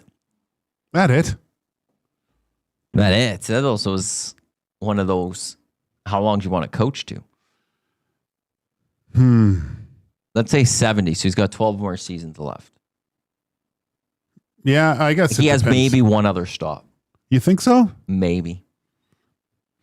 I mean, there's always the appeal, I think, with guys that have had success is to go home. I mean, say the opportunity for him pops up to coach the Leafs. Do you think he takes that job? But why Leafs? Because it's an original 16. Oh, for that situation. Montreal. I think if I'm Jon Cooper, I'm looking at the possibility of, okay, who can I take over the top and win a Stanley Cup? Who's that team that's ready to win a Stanley Cup that might? Like, if Jon Cooper hits the market, teams that were in the playoffs the year before would be questioning whether they should make a change to try to get Jon Cooper. As good as Chris Knoblauch has been with this team, let's do a hypothetical. The Oilers fall in the first, second rounds, and Jon Cooper and the Lightning fall in the first round and he becomes available. I would strongly consider that move. Or I'm sending the plane for him to come and have a conversation. And that's no disrespect to Chris Knoblauch in any way, shape, or form. No. I also just wonder at what point how does it end with the Lightning? Like they're right now sitting second in the Atlantic. They're right now that they were great for so long, won their cups, have dipped, still made the playoffs though. Now are they resurging back up? But what if they have a first round exit? It's tough because if they say they play the Panthers again, is that? I guess it's. But does he have just a job for life with Tampa? I think he does. Or does there come a point where you sit there and like, maybe it's time for a change? And when that day happens, I'm fascinated who would want that coach, because I think most teams would want him. It's amazing that he's still the coach though, right? Like he's the longest serving coach in the NHL. By far, it was I think 2013. Yeah. So, but like I said, I don't think it's a massive deal. There is a percentage possibly that the coach adds. It's a small percentage, but you always see the good ones always have success usually, right? Look at in Anaheim now, right? Joel Quenneville, who's been successful in many places. Yeah. And that could be that little extra. Mike Babcock took the Ducks to the Cup final, won with the Red Wings. He only went to the playoffs once with the Leafs though, didn't he? Once or twice? I don't remember. But if it wasn't for him being such a dick. Yeah. He'd be praised a lot higher. Yeah. Dallas just scored He'd still be coaching. Well, but he was Jon Cooper for Jon Cooper. Yeah. He took the Canada for 10, 14. He was our coach for the Olympics because no one was better than Mike Babcock. Didn't he have Cooper and Quenneville as his team? Was Quenneville as one of them too? I think you're right. I think he was at least in one of them. Cooper would have been there. But like Cooper, so he won 2 cups, lost the cup final to a really good Avs team, so went to 3 straight cup finals, lost in the first year, 3 straight years. It's one of those, like, if you fall in this year, there's Joel and Breeze Butcher. Like, sometimes GMs also like to, I know. It's time. It's time. Yeah. And I wonder when that comes into his mind. He got rid of Stamkos, who I thought would die a lightning, a bolt. Not die, but retire. I also wonder if he'd ever coach again too. I mean, he looks very comfortable in Tampa. And it's one. Hey, look, if you're Jon Cooper, let's hypothetically say that Canada wins an Olympic gold. You won Olympic gold. You won a Four Nations gold. You've as done the it head all. coach, you won 2 Stanley Cups, went to a 3rd, regarded as an amazing coach. The only thing you haven't done is Jack Adams, which isn't his fault. Like I hate that award in a way. The guy usually gets fired the next year anyway. Do you really want to go coach somewhere else? Or you just want to go live life and enjoy life? Well, and then he's such a good speaker. You'd probably see him doing broadcasts the NHL network. They'd be crazy not to have him on there, right? Because he's funny. He's very well spoken. Yeah. He made and even he's also just very reflective. Like I think it was last year, the year before, he made a comment about playing with dresses on, and then there was an uproar about, that's a little offensive. And then next day he apologized, just like, I thought about it. And yeah. I'm a huge Jon Cooper fan. I have all the time of the day. Gordon, the nasty chat. Cooper and Tampa strike me as a situation of a mutually agreed apart ways type of announcement. Yeah. I agree. But it's one of those, who starts that process? And I will relate this to college football. University of Michigan just hired a coach, Kyle Whittingham. He mutually parted ways from University of Utah, who'd been there for like 23 years or something. They mutually parted ways, but by all accounts, it seems like Utah finally they pushed him out. And people are like, that was kind of dumb that you'd push him out. And then he's available and Michigan needs a coach. And like, yeah, we'll take that guy. Who leads that? And I don't think it's Jon Cooper. Well, and another thing is you show me a good coach that's been in a team for a long time, and I'll show you the goalie that he's had that's been constantly up for the Vezina over the last decade. Because he had Ben Bishop before, who was outstanding. It was a big presence in net too. I forget who it had. Well, it was Habby Boone, but he didn't have Habby Boone. I want to say it was, I think Mike Smith was there too for a little bit, right? So Dan Craig. No, not Dan Craig. Kluche was, but I can't remember. But let's see what happens once Vasilevsky's done and Hedman's done. That's fair. And that may be a point where you're like, I'm done too. I'm done too. Yeah, read the tea leaves at that point. 5 games in the National Hockey League.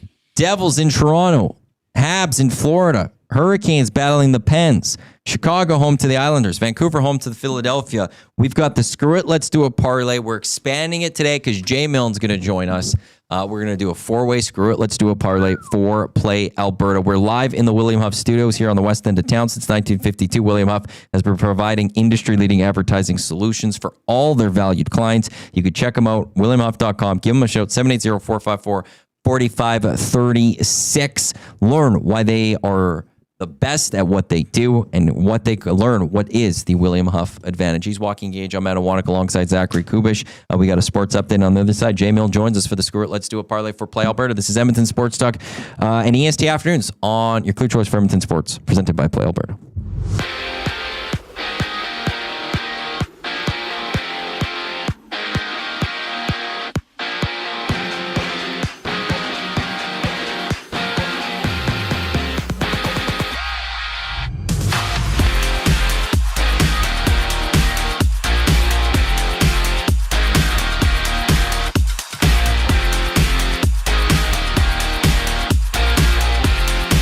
The Leafs will play without William Nylander, Dakota Joshua, and Chris Tanev against the Devils tonight. Joshua battling an upper body ailment as captain Austin Matthews is a game time decision, while Nylander and Matthews both battling lower body injuries.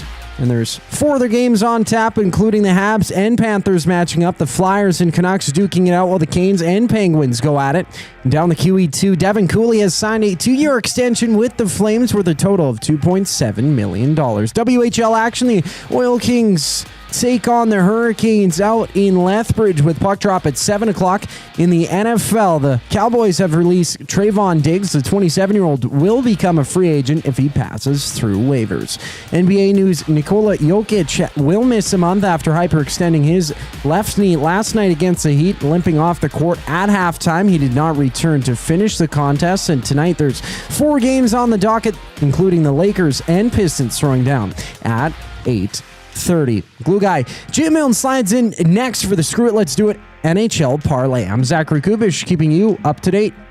Festive featured wing flavors are here at the Canadian Brewhouse. It's festive cranberry versus Korean bulgogi in the ultimate flavor showdown. Try them anytime or just 67 cents every Wing Wednesday for a limited time. The Canadian Brewhouse. Our house is your house. New Year's Eve, join River Cree Resort and Casino for a spectacular show like no other.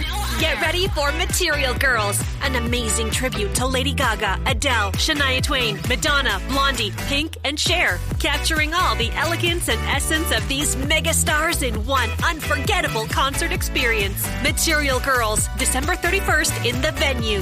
Hurry, get your tickets now at rivercreeresort.com. River Cree Resort and Casino. Excitement? Bet on it.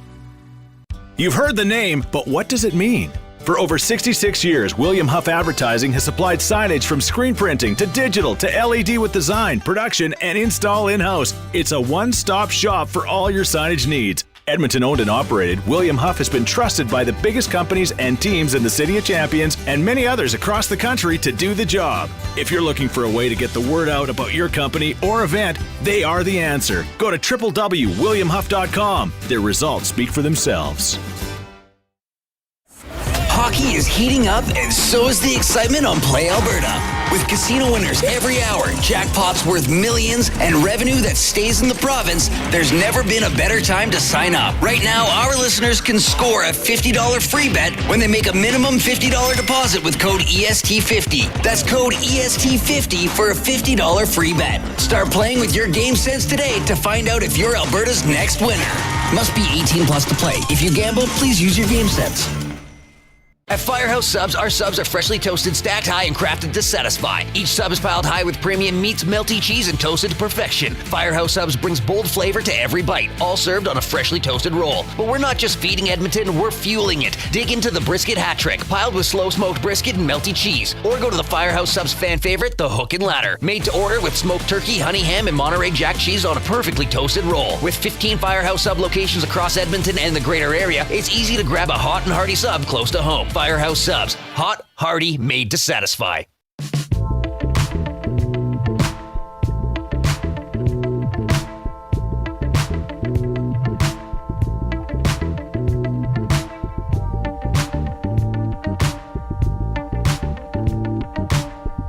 Back here on EST Afternoons, here on Edmonton Sports Talk, your clear choice for Edmonton sports. Portions of this hour of the Hangout, they're brought to you by the Canadian Brew House. UFC 324. Live Saturday, January 24th at the Canadian Bros. TV's ever ice cold drinks, non-stop action. The Canadian Bros. Our house is your house. Matty Iwanyk, Joaquin Gage, Zachary Kubish with you here on EST Afternoons. Then we'll have the Reed Wilkins Show from 3 until 6. The Reed Wilkins Show is also with Jay Milne, who joins us here on the Reed Wilkins Show. It's the Screw It, Let's Do a Parlay right away here for Play Alberta. Download the app, visit them, playalberta.ca, inside the numbers. Yesterday, I did my first ever Screw It, Let's Do a Parlay, and I hit. But the other two did not. That parlay was, out of all that we've done, I thought was going to hit. Yeah, everyone liked it when we built it. It did seem like a very nice parlay. But Jay Milne hit a big parlay yesterday, plus 740. 740. So I figured, let's bring Jay in to help us bring in the hot hands. Because he's got the hot hands. Jay the Greek. And this isn't because Jay felt bad that I didn't ask him to come on the show earlier. Thank you for inviting me on your show. You say I'm you honored. never get asked to come on the show. Nobody ever does. Is this the first time you've been on this show? Well, you guys have once. Have we? Have they? They have. Have they? Yep. I have nothing to invite you on. You're on the Hangout every Friday. That's for true. most Fridays. Good point. I've never been on a show with both of you. Have we never done a Hangout, the three guys, of us? Yeah, I know. It's a group of pals. I think we've done a Hangout, the three of us. At some point. No, I don't think so. Oh, I feel like Jay, though, I don't think I have. I have to get you on the Hangout again one day, but it's just so hard. It's hard. Come in on a Friday when I'm in, except this Friday. Okay. Yeah, because I he's got not in on bumped. Friday. Yeah, you got bumped. We're working Friday? Yeah. So is Hernan. Is he? Oh, what a diabolical move by Hernan to not take tomorrow off. Like, if anything, you take the 31st and the 2nd off, and you work yesterday and today. I don't know why he took yesterday and today off and is back for the 31st and is back for the 2nd. Diabolical. It's very weird. Okay, screw it. Let's do a parlay for Play Alberta. Zach, hit the music. Let's do it, no delay. Let's take a risk today. No sense being safe. We need a huge payday. Sounds like the Jonas Brothers or something. It does. Very boy bandish. I don't know if you've heard it yet. If I've heard it, I don't know if you've heard it or not. I watch this show every day. I know, but you're so busy with your show and Reed and getting Well, set I for wouldn't- it. And I wouldn't it's go right that far. before the show that I figured maybe I was just trying to give you some credit that you're Thank all you. focused in your prep. Reed and I usually shut it down shortly after 2. And we just talk. Chill. Oh, the prep you shut down. Or eat. Or play games. I brought in chips today and it was the worst thing to have done. Well, I went Eat to the Costco. chips. Oh. So I got the call to go to Costco.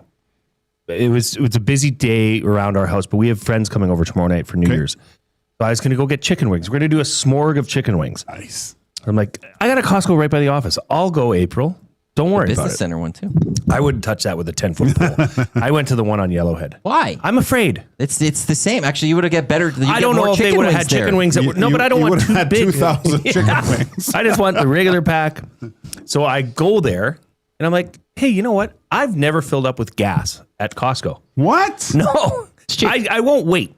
I have no patience. That one's pretty empty. I pull in there. Nobody's there. And I have like an eighth of a tank. So I'm like, boom, let's do it. Okay. I may never fill up at a regular gas station again. It cost me $63 to fill up my car. Yeah. Okay, a couple things. They have a gas station out at the business center over here, which I'm pretty sure is not going to be that busy right now. So just a heads up on that Okay. one. You could just go for the gas there. On the other one is there's a way to get in where you don't have to come through the main Costco parking lot, and there's an entrance on the west side to get in. By the casino? Yeah, come in through the casino. If there's a lineup, you get to come in sooner because it's an actual entrance and stuff. Oh, wow. There's I'm there. I might as well hit up both. There's a little bit of a little note for you on that one. But then my mother-in-law went to Costco anyways. So I had no reason to go to Costco anymore. So I went in and bought a way too big bag of chips for the office. Duck Dad asking if we live bet United to win. Absolutely not. To never bet on United. I do it all the Trash. time. Sure, they should be fired. It always makes mad. Okay, let's mad. let's do a parlay. How do we begin this? Who starts? It's clockwise. So actually, we'll go with you, Matty. Because then we'll end with Jay. We'll end with Jay. Okay. Yesterday I hit. I'm just going to throw that one out there. I'm going with the Trevor Zegras point.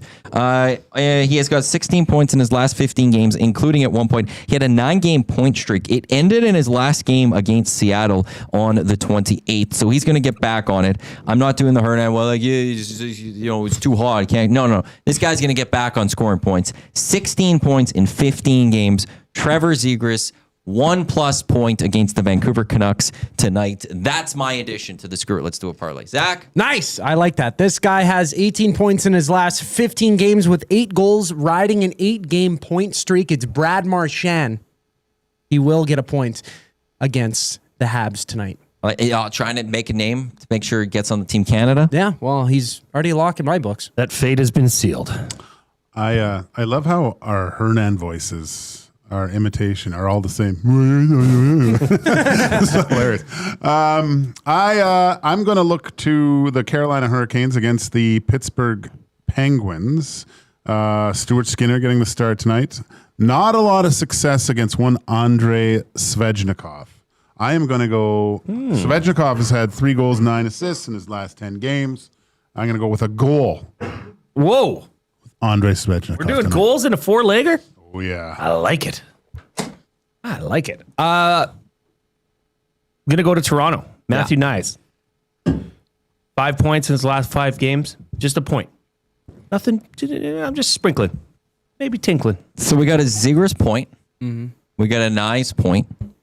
We got a Marchand point. We got a Svechnikov goal. What's that goal at? Just the goal. Plus 181. Oh, that's going to be a juicy number. This number, before I send it to Play Alberta and get it boosted, what do you want to guess it as? 350. Ooh. 350? Plus 850. No. It's plus 272 without the Svechnikov goal. Oh, so this it'd be is plus 900. 500. No way. Couldn't be. 900. You have a guess? I'm going 900. Zach, do you have a guess? Yeah, 850.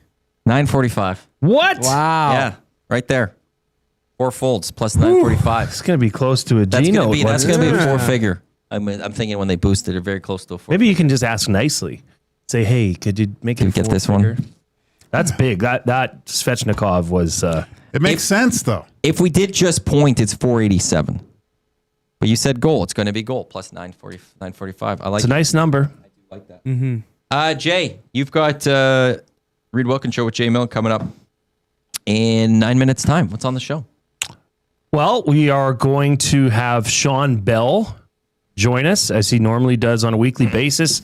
We're going to talk about some of that Mangiapane news that kind of broke right before the game.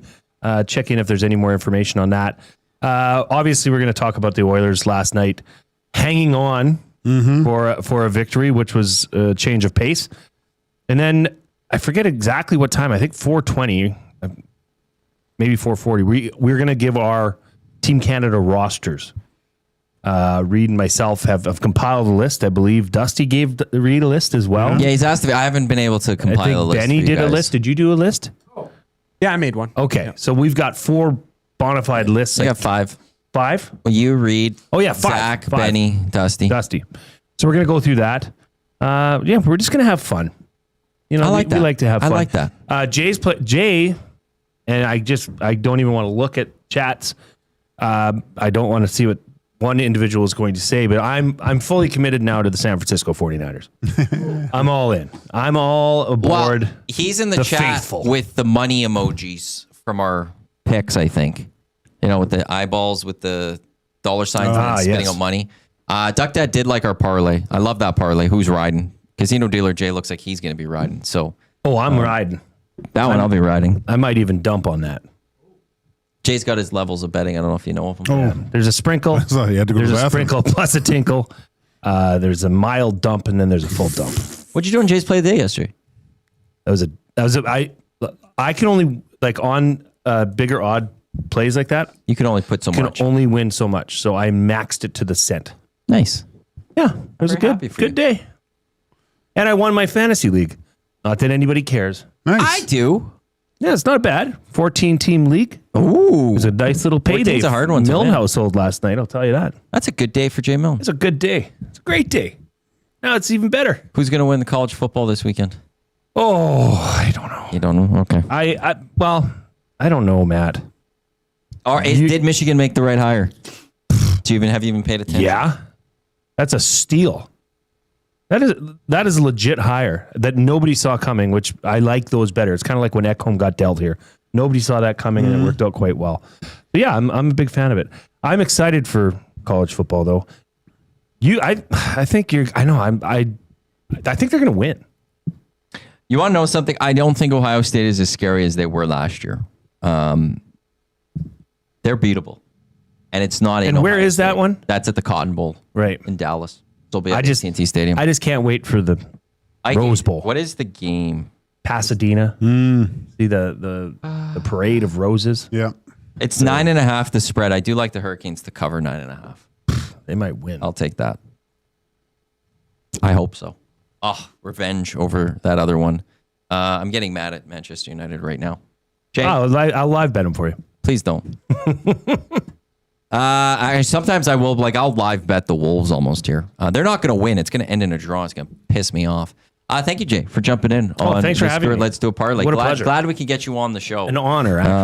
That this happened. And sorry we ran out of time, so sorry to Reed Wilkins. We couldn't get him on the show today. Thank you to also Lee Hacksaw Hamilton for jumping on the show from LeeHacksawHamilton.com, as well as Benny from the GCLT's Ulster pre- and post-game show, being a last-minute addition to the show as well, as we couldn't get anyone from Toronto. I'm not here tomorrow. It'll be Hernan Salas. I'll be back on the Hangout. Belzy, Kelvin Van Dasselar, and Garen from the Combine Crew will be in on the Hangout tomorrow. 10 o'clock will be the Olympic team. We will have to give you live coverage of that. But up next here on Edmonton Sports Talk, it is the Reed Wilkins Show with Jay Milne. On behalf of Zach, Jay, Gager, I'm Matt. Thanks for tuning in here on Edmonton Sports Talk. Your clear choice for Edmonton Sports, presented by Play Alberta. Enjoy the rest of your day. Reed Wilkins Show, Jay Milne, coming up in a few minutes. Don't go anywhere.